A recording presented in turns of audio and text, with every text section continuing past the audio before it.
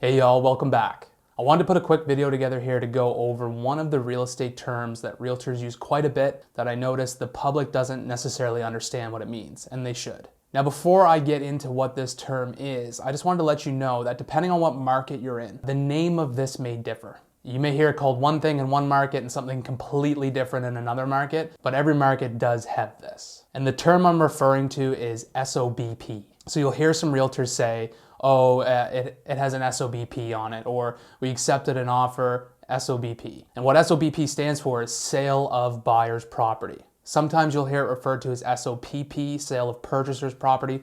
They're the same thing. Okay, so what is it? Well, it's a condition that buyers will add to the agreement of purchase and sale that makes the purchase of the property that they're trying to buy conditional on the sale of the property that they already own. So if you list your house for sale and I come around and I say, well, I want to buy it, and you're asking $500,000, I'll give you $500,000. But in order for me to be approved, I need to sell my house first. That's when I would write you an offer that's conditional upon the sale of my property. And how does it work? It's very similar to every other condition, just the same way that you would put a home inspection in your offer or a financing approval or a lawyer review. You can throw in a condition that makes the sale conditional on the sale of your property. The way that it varies from most conditions is this is the only condition that you can put on the sale of a property that, if accepted by the seller, the property will still show up as for sale online. The reason for that is there's something unique to this condition, and it's called an escape clause. The way an escape clause works is it allows the seller of the property to continue to market their home for sale. And if they receive an offer that they're willing to accept, they have to allow the buyer a certain amount of time to either remove their SOBP condition from the sale or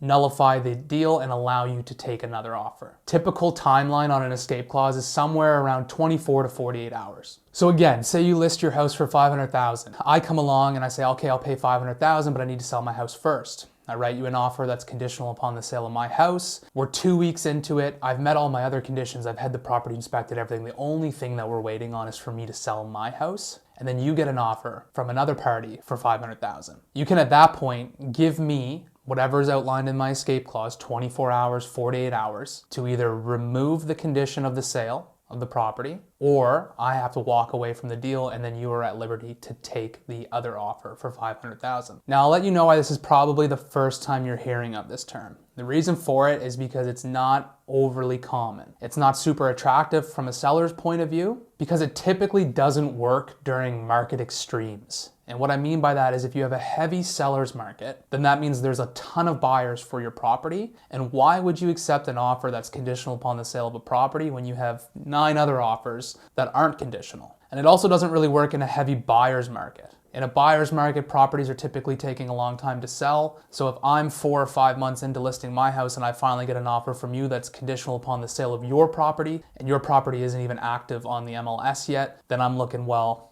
who knows? It might be 4, 5, 6 months before their property sells. Where it does become more common is in neutral markets, which I think we're headed towards. Markets where people aren't lined up out front of the door trying to buy sellers' properties, but other people's houses also aren't going to take 4 to 6 months to sell. So if you're a seller, should you entertain an SOBP offer? Well, I think it really does vary case by case. In most situations, I would say no, you probably shouldn't, but there are many, many, many times in which I felt that it was in my client's best interest as a seller to take it. Prime example, if we're gonna get $10,000, $15,000 more out of the person who still has to sell their home, and their house is very saleable property in a very desirable area where homes have an average days on market under 14, then accepting the condition of the sale of their property isn't that big of a risk, and we're gonna find out pretty soon. Plus, there's very little downside knowing that you're still able to market your property for sale while it's tied up with these people. If you're a buyer, should you include SOBP in your offers? Well, again, it varies case by case. If you're competing against other buyers, which still happens quite a bit in this market, then no, you shouldn't. You should make sure that you do everything you possibly can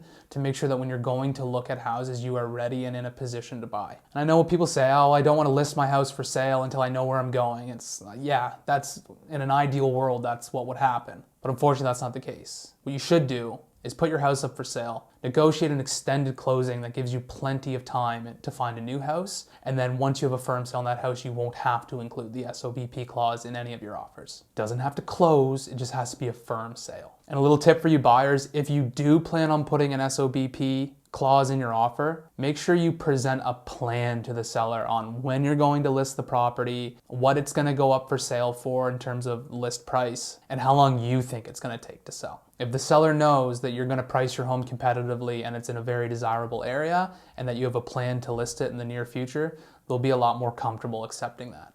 All right, thanks everybody. I appreciate you taking the time to check out this video. I'm interested, have you ever heard this term before? And realtors watching this that are from outside of Halifax, is it called the same thing in your market, or do you guys call it something completely different? Let me know in the comment section below. Cheers, and we'll see you on the next one.